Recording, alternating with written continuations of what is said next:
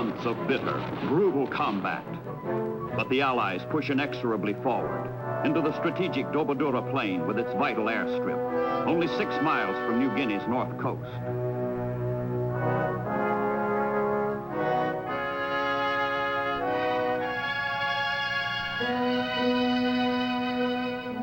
The Japanese retreat becomes a rout. Enemy garrisons give up Buna, Gona, Sanananda, North Coast bases that will serve as stepping stones for future Allied advance. For both sides, the campaign has been a horror of death, wounds, disease.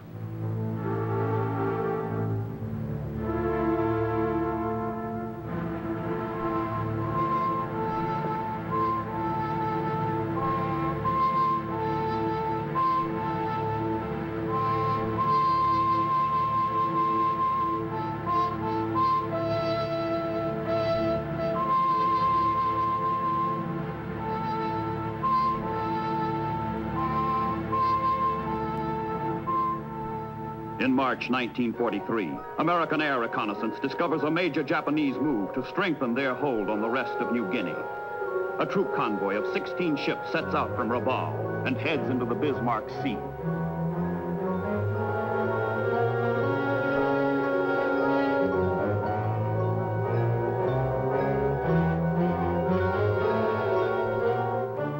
Dispatches come indicating 8 enemy troop transports and 8 destroyers on the way. Allied airmen make ready to nullify the Japanese threat with every available plane, bomb, bullet.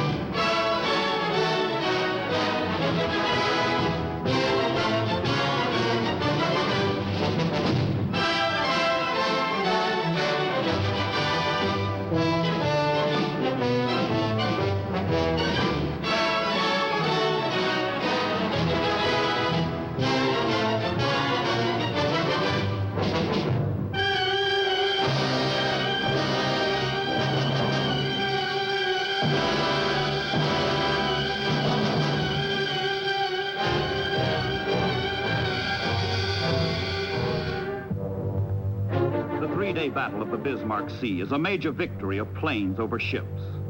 All 8 enemy transports are sunk. More than 3,000 Japanese soldiers perish. Only 4 destroyers escape.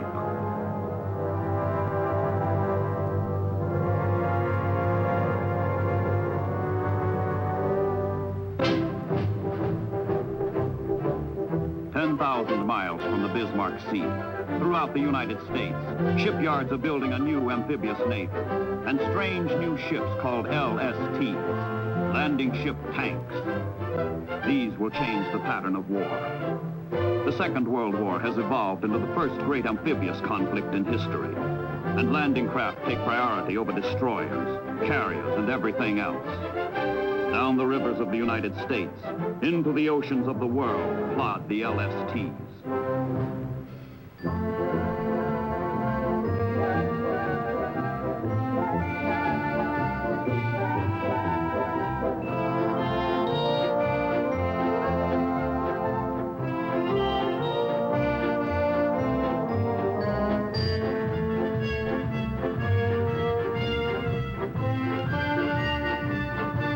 Landing ship tanks, but she will be used for everything else as well. And loading her for combat becomes a job for experts. The 2,100 tons of materiel she carries must be stowed aboard in precise sequence and proper order, so that what is needed worst can be put ashore quickest when she joins battle on some remote beachhead.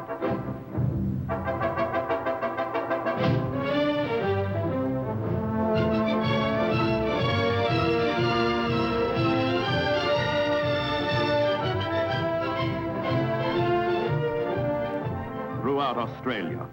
Throughout the Southwest Pacific, the Allies shift from dogged defense to spirited assault. Beginning in the summer of 1943, the men, the ships, the materiel flow in a massive surge west and north toward Mindanao in the distant Philippines. General MacArthur's strategy has long called for an advance along the New Guinea-Mindanao axis. This advance will be borne largely by small amphibious craft, a navy without glamour. These men know only hard work, hard living, hard fighting, and hard-won victories. Now the LSTs, the floating garages, come into their own. Loading techniques blueprinted in advance become actuality. Pile it in, stuff them full, and every item finds its designated place.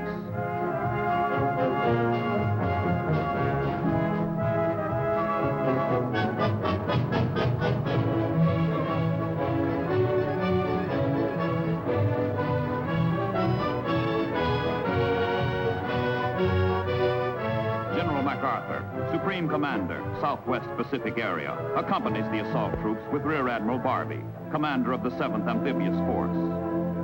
I shall return, MacArthur has said, referring to the Philippines, but fulfillment has seemed remote. Now the return begins. From Sydney, from Brisbane, into the Coral Sea, into the Bismarck Sea, along the northern New Guinea coast, move the Allied armies and navies.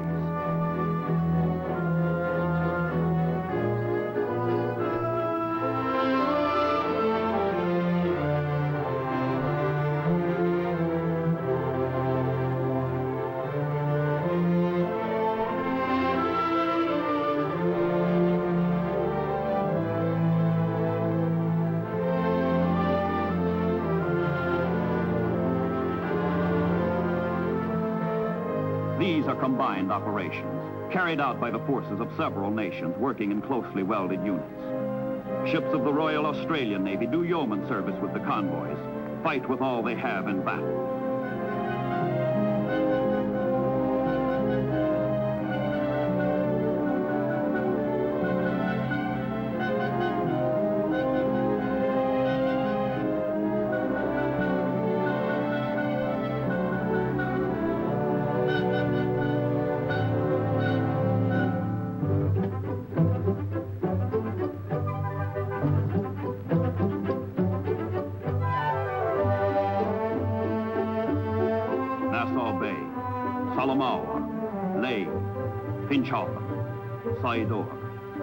These are footholds along the New Guinea coast, needed for Allied progress westward. The approach is covered, stealthy, cloaked in darkness. And night in the convoy is tense, silent, strained. Dawn will bring the test of combat, the ordeal of fire.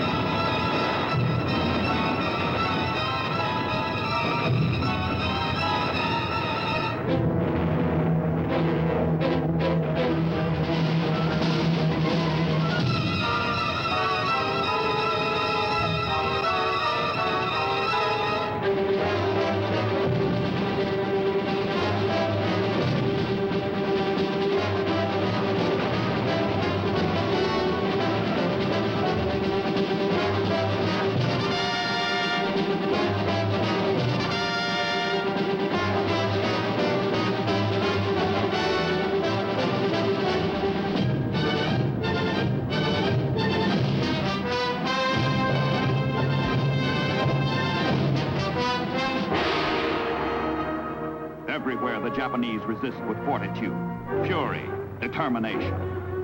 Cut off from their bases, with retreat impossible, they fight the losing battle for New Guinea.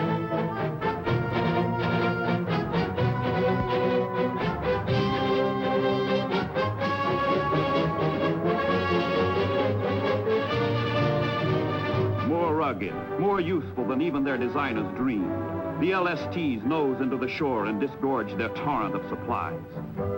The wealth and ingenuity that has made America great in peace combine to make her victorious in war.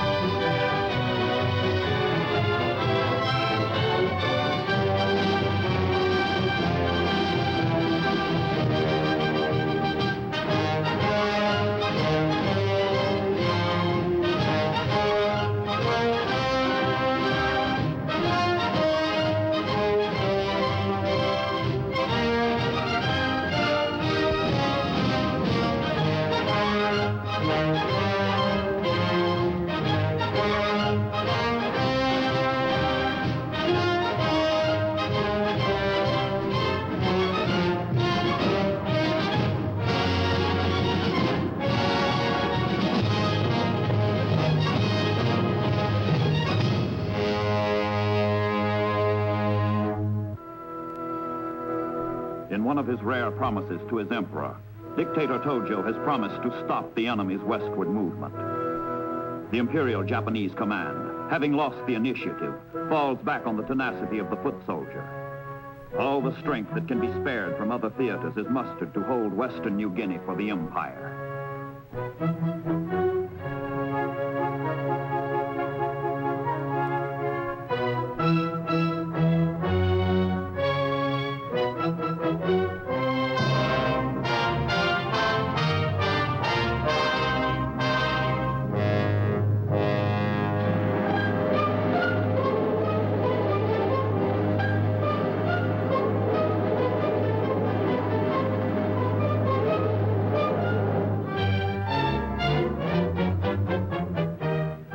Allied power mounts more swiftly than the Japanese can retard it. Operations that would have seemed sheer fantasy a year earlier become routine reality. The inland village of Naza, which commands an escape route for the Japanese and boasts a usable airstrip, is the target. 300 planes from fields at Fort Moresby and Dobadura will lift 1,700 paratroopers, the Pacific's most spectacular airborne assault.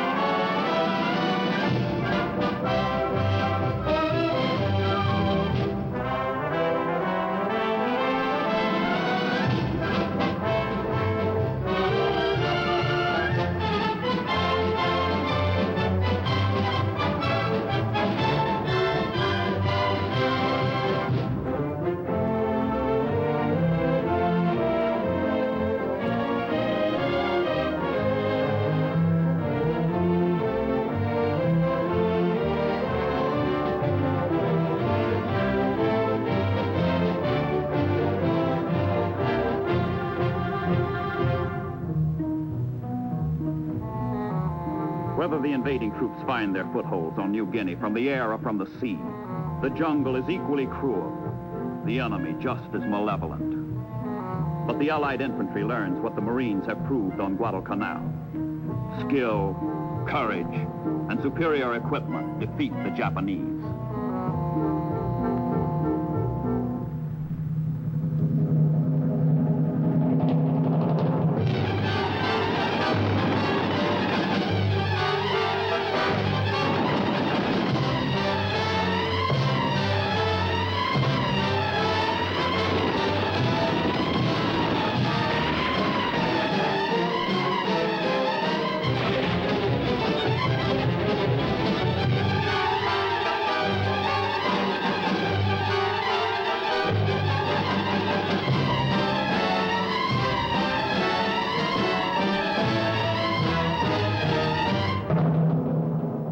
New Guinea natives are primitive and warlike. Headhunting and sorcery are part of their lives. But an enlightened colonial administration has won their loyalty. As pathfinders and guides, they lead Allied patrols through secret trails, bring up mail and supplies, and help maintain isolated outposts deep in the jungle.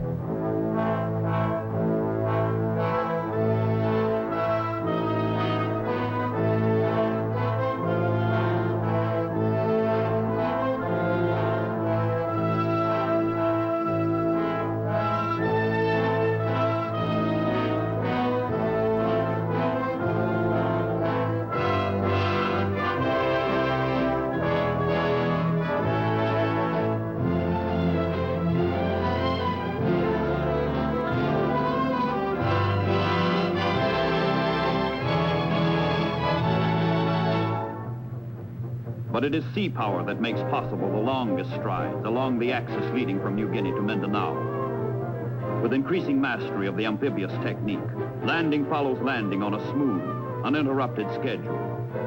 Over a period of 18 months, the Allies average a new landing every 35 days. And each new foothold is converted into a staging area for the next leap along the New Guinea coast.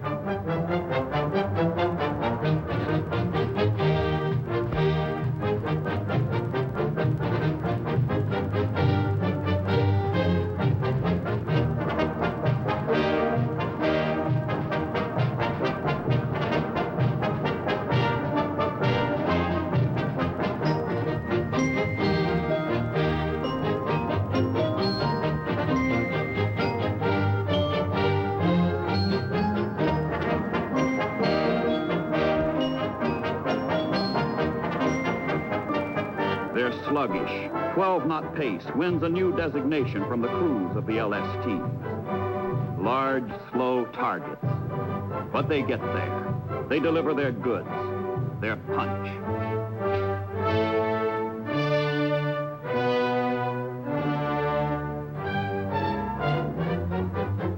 Admiral Nimitz, Commander-in-Chief of the United States Pacific Fleet, and General MacArthur work out the grand design for the westward advance. Nimitz supports MacArthur, making possible huge leapfrog jumps along New Guinea's coast. With Itape and Hollandia, the Allies will be 400 miles nearer to the goal, nearer to the Philippines.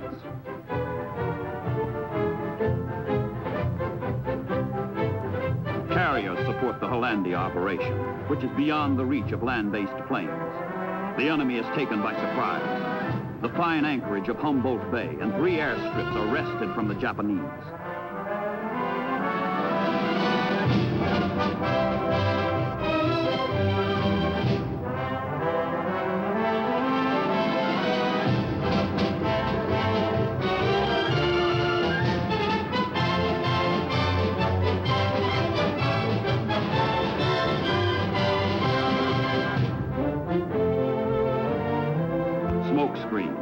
To cloak ever more landing troops.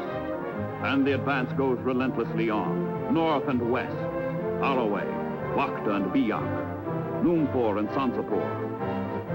Sansapor is on the uttermost western tip of New Guinea, and with it the entire coast is in Allied hands. But the advance does not stop. In September 1944, the Allies swarm ashore on the island of Morotai, on the threshold of the Philippines. More than 135,000 enemy troops have been bypassed, cut off without hope of rescue. In a little over 12 months, Allied forces in the Southwest Pacific stormed 1,300 miles closer to the heart of the Japanese Empire.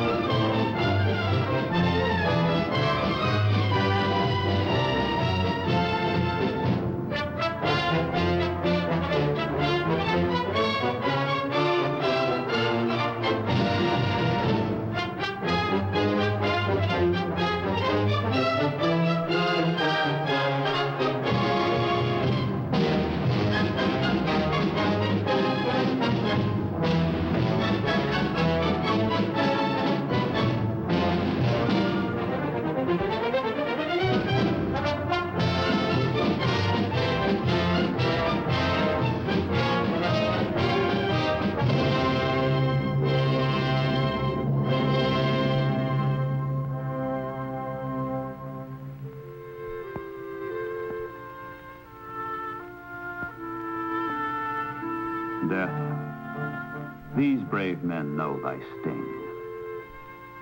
God grant they know their victory.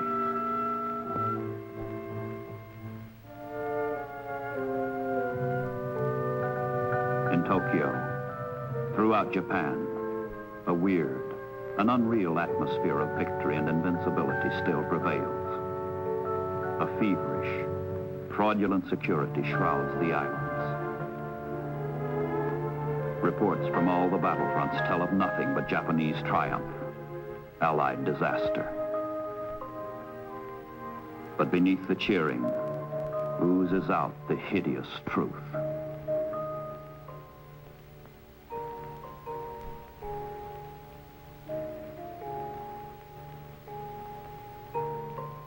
Back from the battlefronts come the white boxes with the ashes of the dead, the fallen. Welcome home, young man. You were ours, and they took you away. You are no more. Suns may set and rise, but you must sleep on during one never-ending night.